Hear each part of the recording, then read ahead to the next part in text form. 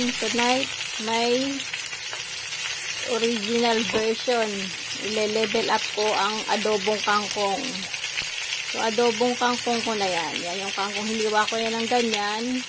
Kahaba. Tapos, niroll ko yung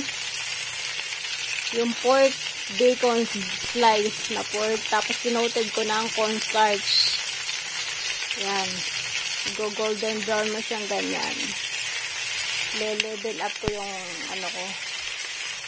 yung adobong kangkong. Medyo social lang dating. Ganyan ang ginawa ko. Ayan. Golden brown na yung kabila. Tapos ang gagamitin ko dito, garlic at saka ginger na ginadgad.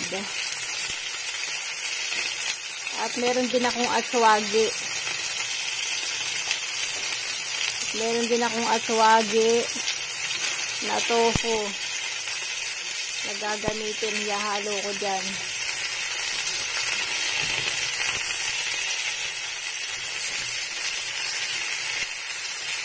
Yan. So, nag-golden brown ko na siya. Medyo ilipat ko itong isa. Kasi, hindi na ng apoy. Ayan. Ayan ko siyang ganon. Ayan. After nyan, pag na-golden brown natin yung kabila, ilalagay ko na yung ginagad ko na garlic at saka ginger. Okay. Yan, nailagay ko na yung garlic and ginger. So, haluin ko na lang. Bali, ang ginamit ko dito ay sesame oil. Yan, sesame oil lang ginamit ko dyan.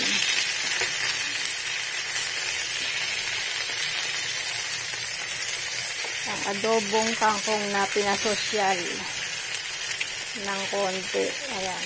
Madaming garlic na nilagay ko. Saka ginger. Gagamitin ko dito ay vinegar, soy sauce, and mirin. Yan. Lagyan ko na. Yan. Wait ko na lang until mag-simmer siya. Mas kumonti-konti ng yung sauce niya. Yun. Hanggang kumapit dyan sa tofu na yan. Sa atsawagi. Maluto pang masyado yung pork at saka yung kangkong. Tapos yan, okay na siya. Meron ka ng medyo pinasosyal na adobong kangkong. Parang ang dating yan, kangkong maki. Parang Japanese food ang dating eh. Yan. May idea, recipe guys. Adobong kangkong na level up ko siya. At pina-healthy. Yan. Ganyan. Konting, na lang, palaputin ng konting sauce. Okay na siya. Ready na siya. Happy tummy. Always happy. Happy cooking, everyone. Let's try this recipe. Easy and yummy healthy.